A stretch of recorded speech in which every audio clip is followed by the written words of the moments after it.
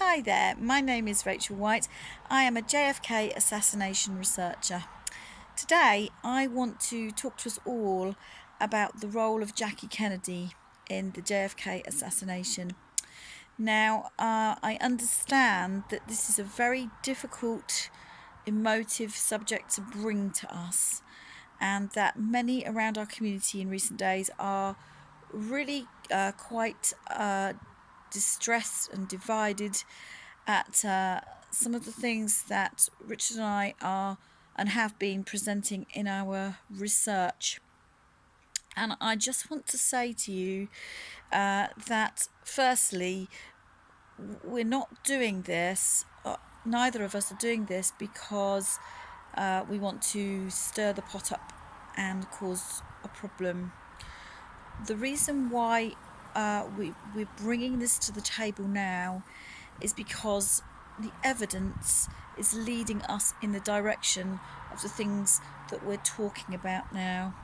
And where the evidence goes, we then have to follow, however difficult, however uncomfortable, and however much we don't want this to be true.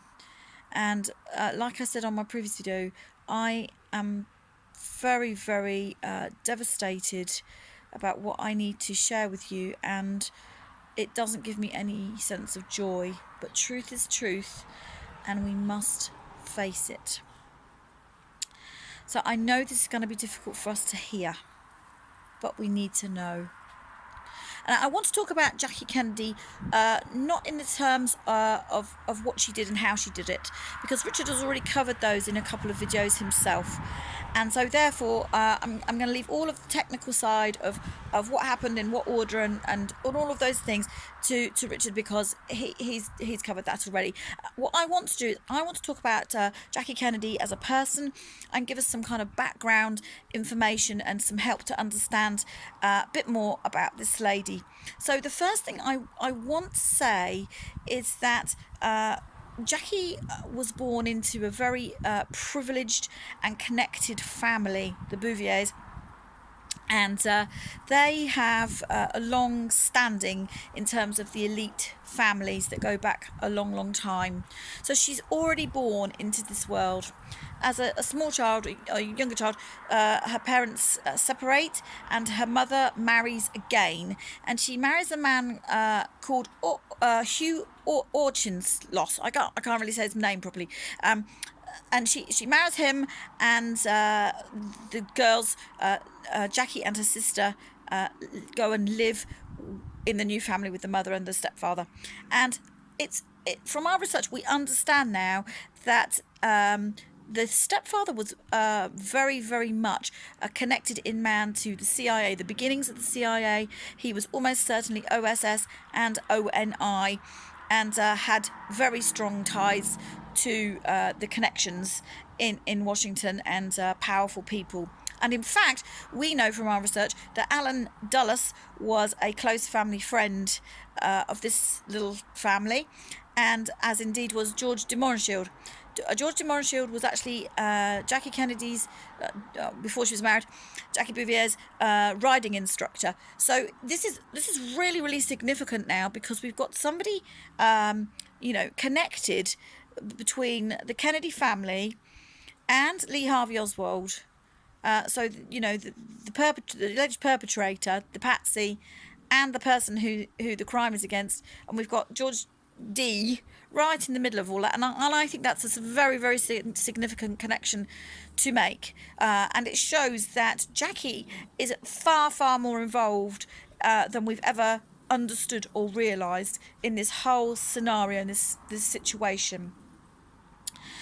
So my belief now, from the things that I've researched, is that Jackie was recruited directly into the CIA by Alan Dulles. And there seems to be mounting evidence to suggest that that is the case. And I believe she was given a cover job with the Washington Post, or Washington newspaper, and she was sent on missions all around the world. She even covered Queen Elizabeth II's coronation. So she was going to go all over the world on behest of the newspaper. But actually, I feel that was a CIA cover job. So what happens, and we've seen this in the life of Lee Harvey Oswald also, that they are given, operatives are given jobs to do on the ground in the right kind of vicinity, but actually that although they're employed by a certain company or organisation, they're on CIA business, and the CIA business is what they're really there to do. But it's all covered up by a employment record or something more legitimate, because these people need to stay hidden in the shadows. And I believe this is exactly what Jackie Kennedy was about.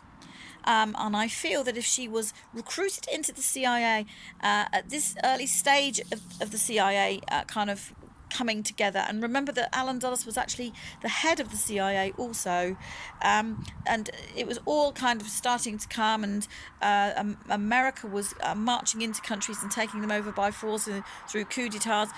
In 1950s, 1960s, Alan Dulles is at the head of these operations. He is a coup d'etat mastermind.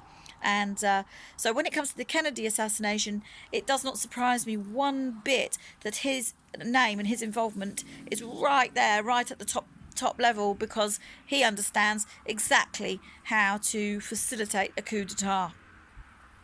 And we see now that Jackie has links with that. I believe that she's been trained as a assassin. If she's working on some of these missions to go into other countries, they're going to be able to equip her with an ability to be a trained killer. And make no mistake that this is exactly what's happening in the life of this lady. In the early 1950s, we know she met JFK, and they met and they married. Now, I've looked at some of the footage of their wedding day, and I have to tell you that there's something wrong with the way in which she is as a bride. Because most brides I know are smiley from here to here. And if you look, you can go on YouTube and have a look yourself and make your own mind up on this. But if you look on YouTube and see the home cinema clips of their wedding, you will find that other guests at her wedding are more smiley than she actually is, and she's actually the bride, which I find unusual. And it's my feeling now is that this lady has been deliberately planted to be in JFK's life and to be by his side, and it's a deliberate political arrangement, a political marriage, and it's not about a love match. And in fact, we know that JFK was never really happy and settled. He was completely unfaithful all of the time, and in fact had another lover, other lovers, and certainly had another lover who was more serious about before Jackie even came on the scene, who the family dissuaded him from marrying. So we've got all of this going on in the melting pot all at the same time. Now, when we get to the assassination, Jackie Kennedy really has come away from the moment of the assassination and never ever said anything publicly or written anything publicly about what she saw or what she heard or anything to do with anything about what went on in that car. She remained silent. And the newspapers have interpreted that over the years as a classy lady with lots of dignity and not prepared to obviously go there. And I want to just say to us all, let's look at that in a different way, actually, because newspapers, remember, can frame anyone to look exactly how the deep state want them to appear. We could say a newspaper can make it appear that anyone can be framed for anything or exonerated from anything, and it always slants all of our opinions, because what happens is we have a narrative going on and it's reinforced. We've had 54 years now of this lady. It's been reinforced that she was a classy lady. She did so much good charity work.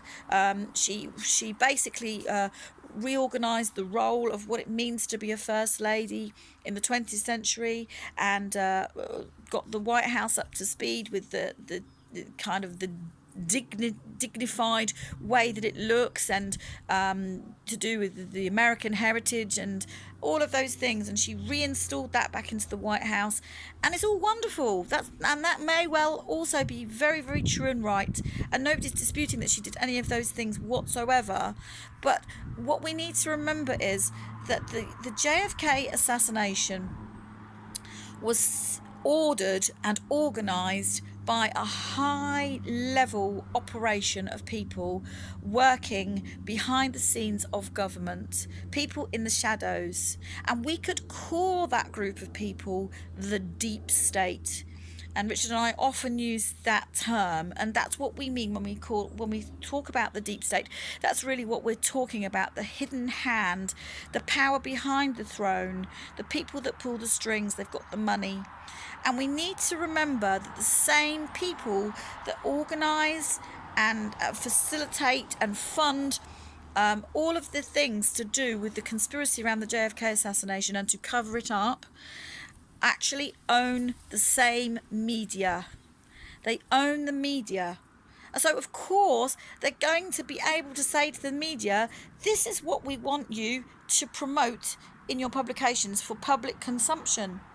So they are never going to tell us the complete truth. They are only ever going to tell us what they want us, the public, to understand. So they can literally do anything and make it look like something else. Now, Richard's been through all the evidence to do with why we believe now Jackie was thoroughly involved as a hit lady inside the limousine, and actually shot a Derringer pistol into JFK herself. So I don't want to go into that side of it too much. I just want to talk about some of the surrounding things that are coming up. And I want to say to you that we're researching this more every day. More information is coming out every day. And we are presenting to you what we've found. We don't like it. I'm not saying we like it, we don't like it, but these things need to be said because they are the truth. And we need to understand how the USA was taken by force, by stealth, without anyone realising.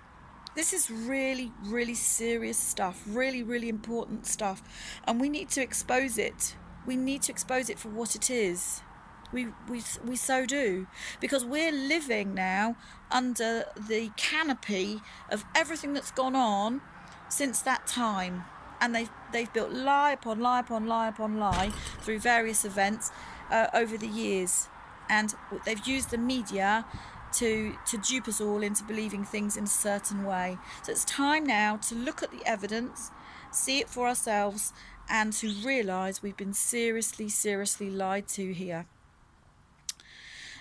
I want to ask the question, really, how did the funeral of JFK come about? Because we know from research, don't we, and I'm sure you know, that JFK was buried National Day of Mourning on the Monday following the assassination. So, very, very short time. He only laid in state for one day. And I want to ask the question, how do you organise a state funeral that quickly? And how would Jackie have come together and put a funeral together with all the family's wishes, with her wishes, with all the trimmings that fast? When Princess Diana died in 1997, it took the UK about 17 days to put a funeral on, because you've got to think about things like security, closing the streets, rehearsing the troops, knowing where everybody's going to be, all of these things. And when we have national events in the UK, they do close the streets days before, and they dress the streets in the flags, or whatever it is they want to drape from the lampposts, and they go through every security measure they can, every manhole cover, every bin, things like this. And all of these things, they take loads of time. They take loads of time to do. Furthermore, around about, I think it was nearly 600 countries sent dignitaries to America to the funeral of JFK. Now, how do you qualify that? You see, you've got to, let's go back to the moment. We're 72 hours on from the leader of the free world being gunned down in the street, being murdered in a car in the street. We don't know any answers yet. We don't know who's responsible. We don't know if it's the Cubans, the Russians. A lone assassin has been put forward to the public. We don't know how. We don't know who. We haven't got to the bottom of this yet. We really don't know if it's rogue mafia. We don't know. We haven't got a clue if actually there's a renegade operation here wanting to start World War III. And we're asking dignitaries from all of these countries en masse to come in to America for the funeral of JFK. I would have thought that would have been the absolute last place you'd ever want to be if you were a world leader. I really would. Because how can you guarantee all of these VIP security?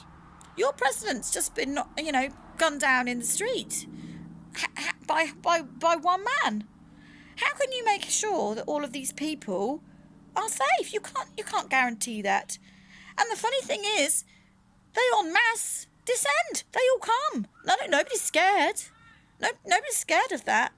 I'd be quaking in my boots if I was the Queen of England and coming into a situation like that, because you just don't know. Another sniper might be on the top of a tall building for all you know. So this, to me, is beginning to shape up like everybody in this elite network knew this was going to happen. These dignitaries, they don't just sit at home twiddling their thumbs. Their diaries are booked months and months and months and months and months in advance. So we're asking all of these people to drop everything and come running to America en masse, just like that, because JFK has been assassinated. I'm just not buying it here. I'm just getting a feel that there's something very, very wrong with that scenario. When we really start to think it through, and people knew, people must have known, and the works for the funeral, in operation, that had to have been prepared ahead of time. It just had to be. There's no way you can put a state funeral on in 72 hours. Everybody else lies in state, and the funeral's a week later. Just think about some of the recent people that have died. It just is the way. It just is the way, and it gives me the feel like now, in hindsight, which is never really a good thing, but it gives me the feel like, oh, here's JFK. We let him lay in state for one day. On with the new regime. Let's get it over with. And that is really what I'm feeling looking back at this. And I understand, of course, that the nation would have been an absolute trauma, and nobody's going to be, when you're in that level of trauma, nobody's going to be thinking these things through. But it takes time, and it takes people to kind of sit with it and mull it over and think, hang on a minute, what's really gone on here? What's really gone on here? And I just want to say again that we are looking at evidence around Jackie all of the time, and even today we are looking at some footage that's come in of Jackie entering Parkland, but not in the way in which we've been told. We've been told that she was in the car and she had her husband's head and brain matter kind of wrapped under a coat that Clint Hill had given her, and he had to kind of encourage her out of the car. Well, we found some footage that shows Jackie walking a 30-second walk from further away from the building into Parkland on her own without her jacket even on, taken on the day. It's very grainy footage, so we're going to put that up onto our Oswald's Not a Shooter page and our other pages, our Takedown page and Jackie Kennedy Was a Shooter page, for you to view, and we'll have a look at this together, because I really want us to see here, and it comes into crystal clear vision that we have been lied to, and we need to accept the fact that we've been lied to, and we need to work out how we've been lied to, and we need to do something about it, because it is not right. It is not right that the people have been lied to. It's just not right. And all of this, business about redacted statements and things not being available for us to view in a official capacity. Well, that's not right either. We are in a democracy, I thought, in the Western world, in the free world. So that means that in a democracy, we are open, we are transparent, we are accountable. There should not be any secrets. It should all be there. Everything should be there to view. If we truly are living in a free world, what is the problem with having all of the documents, all of the artifacts, everything there for us to view? We can only come to one conclusion, that it is about the fact that they have lied to us, they have covered up the truth, and they do not want us to know. And Jackie's pink suit is in the National Archives until something like 2103, which of course will all be long gone by then, and a new generation of researchers will have come along. So I just urge you to ask these questions and come and talk to us, because this is really interesting and devastating and hard to understand, but we're going to try on behalf of the people to get to the truth and to present it to you. So chat later. Thank you.